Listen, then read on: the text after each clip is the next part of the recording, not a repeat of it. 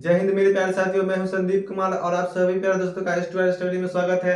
हम जो इस क्लास में क्लास 12 की केमिस्ट्री के जो VVI टॉपिक है क्रिस्टलीय और अक्रिस्टलीय ठोस के बारे में मतलब कि हम पढ़ेंगे और समझेंगे ये क्या होता है और किस प्रकार से इसका याद रख सकते हैं। ठीक है, देखिए यहाँ पर टॉपिक लिखा हुआ है क्रिस्टलीय और अक्रिस्टलीय ठोस में अंतर। ठीक है, तो आखिर हम क्रिस्टलीय पदार्थ किसे कहते हैं और अक्रिस्टलीय पदार्थ किसे कहते हैं और ये होता क्या है। ठीक है, तो देखिए तो पदार्थ को उसके अवस्था के आधार पर, ठीक है, पदार्थ को उसके अवस्था के आधार पर तीन भागों में बांटा गया। कितने भागों में? तीन भागों में। पहला है ठोस, फिर है द्रव और फिर है गैस। ठीक है, पदार्थ को उसके अवस्था के आधार पर यानी कि वह उसका जो मतलब किस प्रकार का रहता है उसके आधार पर तीन भागों में बांटा गया है। एक ठोस है, द्रव है और गैस है। ठीक है, और पदार्थ के गुण के आधार पर उसके अंदर में क्या गुण पाया जाता है उसके आधार पर दो भागों में बांटा गया है। दो भागों में, पहला है क्रिस्टलीय और दूसरा है अक्रिस्टलीय। ठीक है,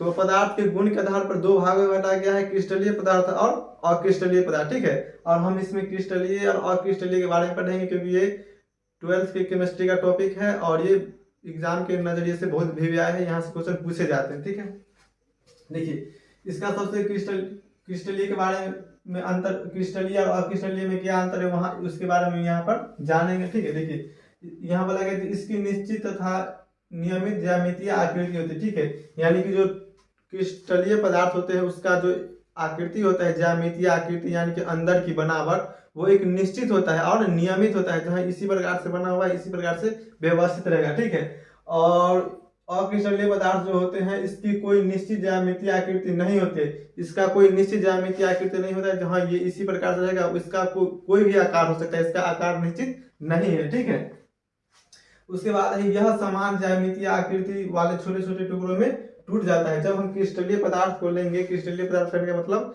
जैसे में चीनी क्रिस्टलीय पदार्थ का उदाहरण है और कांच रबर जो है वह अक्रिस्टलीय पदार्थ का उदाहरण। ठीक है, तो क्या बोलते हैं यहाँ पर जो हम मतलब चीनी को लेंगे तो जब हम चीनी को तोड़ेंगे तो वह समान मतलब कि एक समान टुकड़ों में टूटेगा। ठीक है, तो उसका एक निश्चित आकृति का निर्माण होगा, ऐसा नहीं कि जैसे तैसे टूटे, वो एक निश्चित आकृति का निर्माण करके ही टूटेगा। ठीक है, तो वो हो जाएगा क्रिस्टलीय पदार्थ और इसके टुकड़ों की ज्यामितीय आकृति नहीं होती है। ठीक है, जब हम कांच को ले लेते हैं, कांच कहने का मतलब क्या है? कांच कहने का मतलब शीशा। ठीक है, कांच कहने का मतलब शीशा। ठीक है, तो जब हम कांच को तोड़ते हैं आप देखते होंगे मतलब कि जैसे गाड़ी का ही शीशा टूट जाए या फिर घर का ही खिड़की टूट जाए या फिर कोई भी या मोबाइल का ग्लास ही टूट जाए। सबसे बड़ा एग्जांपल मोबाइल का ग्लास है। ठीक है, तो मोबाइल का ग्लास जब टूटेगा या फिर फूटेगा तो वो एक निश्चित आकृति में नहीं टूटेगा, वो कहीं से भी दरार पड़ सकता है और जब कोई भी शीशा नीचे हम फेंकेंगे तो टूटेगा तो वो एक अनियमित आकृति में टूटेगा, कहीं पर नुकीला भाग, कहीं पर छोटा भाग, कहीं पर निकला भाग। ठीक है,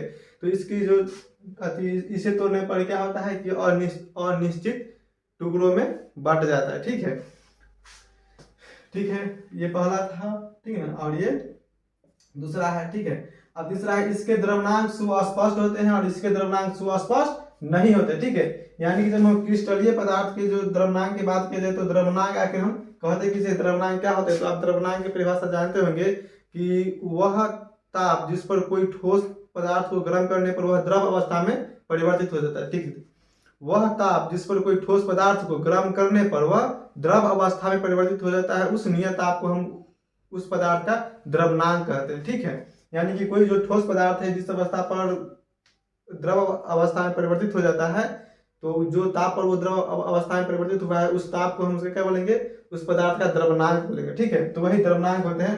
तो ये जो द्रव्यनांक है क्रिस्टलीय पदार्थ का निश्चित होता है और इसका निश्चित नहीं होता है। ठीक है, जैसे चीनी है तो चीनी कितना ताप पर मतलब पिघलेगा, चीनी क्या होता है तो ठोस अवस्था में रहता है और इसको मतलब किस ताप पर पिघलेगा इसका ताप निश्चित होता है।